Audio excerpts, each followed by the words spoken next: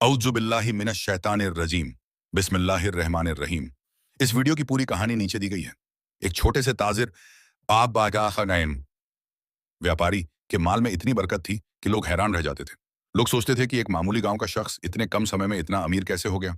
क्या वह अपने माल पर कोई दम करवाता है या तावीज। जब लोगों ने पता लगाया तो मालूम हुआ कि वह शख्स बहुत नेक, सखी, दान करने वाला और अक्लमंद था।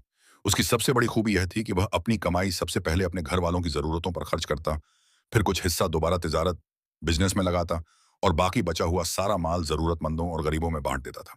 दूसरी तरफ उसी गांव में एक बेईमान ताजिर था जो अपनी बेईमानी की वजह से बर्बाद हो चुका था। वह लालची पड़ोसी चंद सिक्कों की खातिर जंगल में एक खतरनाक डाकू के पास जाता और गांव वालों की चुगली करके उनका माल लुटवा देता था। एक दिन उस चुगलखोर ने इस ईमानदार ताजिर का पता भी डाकू को बता दिया।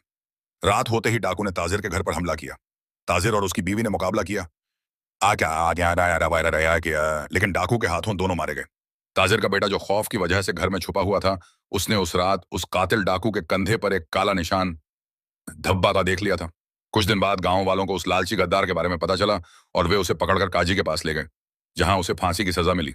ताजिर का बेटा अपने माँ बाप का बदला लेने के लिए बड़ा होने लगा और उसने तलवारबाजी और तीरंदाजी का अभ्यास शुरू कर दिया। धीरे धीरे 20 साल गुजर गए। उस डाकू की बर्बादी के दिन भी शुरू हो गए थे। हमलों में उसकी आंखें चली गईं और वह अब अंधा होकर भीख मांगने लगा था। आखिरकार वह दिन भी आ गया जब लड़के को उस कातिल से बदला लेना था, लेकिन उसने वह डाकू वाला निशान अब एक अंधे और बेबस फकीर के कंधे पर देखा।